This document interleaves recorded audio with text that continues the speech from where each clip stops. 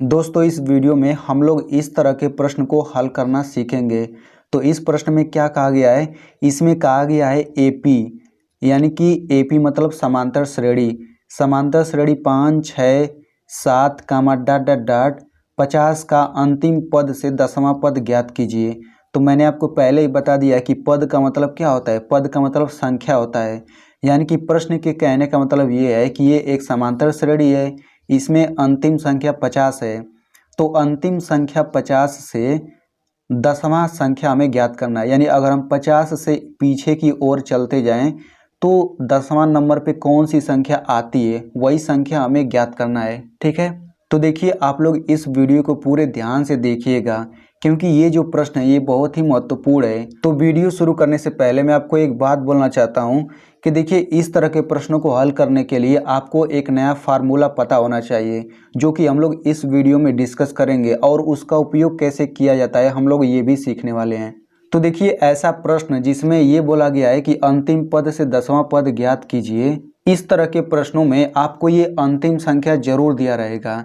यानी कि शुरू में ये 3 पद तो दिया ही रहेगा, लेकिन सबसे अंतिम संख्या भी आपको दिया रहेगा, तभी तो आप अंतिम पद से 10वां पद या फिर 20वां पद ज्ञात कर सकते हैं। ठीक है, तो इसमें सबसे पहले जो जो चीज़ दिया है उसे उसे हम लोग लिख लेते हैं। तो यहाँ पे ये समांतर श्रेणी है, तो इसकी पहली संख्या को हम लोग ए से दिखाते हैं। तो हम लोग लिख लेते हैं ए बराबर कितना दिया गया है, ए बराबर 5 दिया गया है। अब हम लोग सर्वांतर का मान निकाल लेते हैं, यानी डी का मान।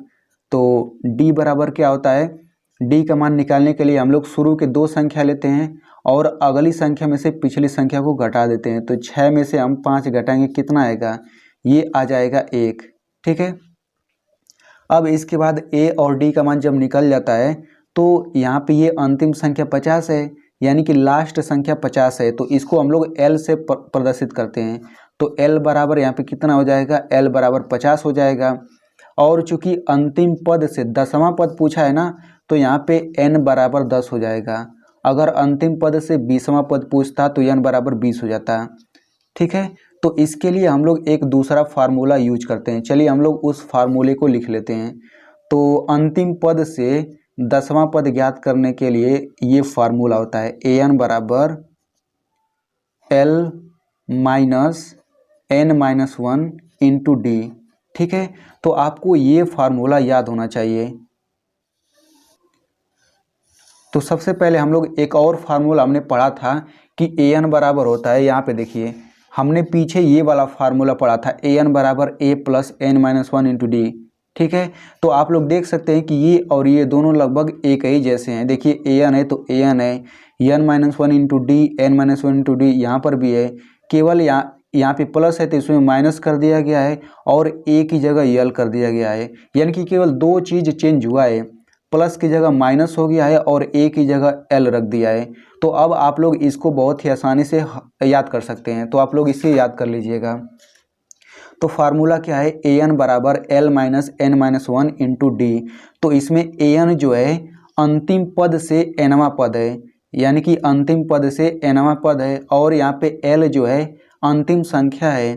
इसमें एन जो है अंतिम पद से कौन सी संख्या ज्ञात करना है वो एन का मान है, और डी तो आपको पता है कि सर्वांतर है। तो चलिए इसी फार्मूले में हम लोग इन सब का मान रख लेते हैं। तो चूंकि n बराबर 10 है तो यहाँ पे हम रख लेते हैं। तो ये हो जाएगा a 10, n की जगह 10 रखेंगे, फिर बराबर, अब l की जगह हम क्या रखना है 50। तो ये हो गया 50, फिर माइनस n का मान क्या होगा, n का मान 10 है तो 10 रख लेते हैं, और 1 है माइनस 1 कर लेते हैं। d का मान क्या है, d का मान 1 है। तो यहाँ पे आप लोग देख सकते हैं ये कुछ समीकरण बन गया है। तो यहाँ पे a10 का मतलब ये है कि अंतिम पद से 10वां पद को दर्शाने के लिए a10 है। ठीक है, तो इसे हम लोग हल कर लेते हैं। तो ये हो जाएगा 50 माइनस 10 में से 1 घटा 9 आ जाएगा, और ये बाहर 1 है।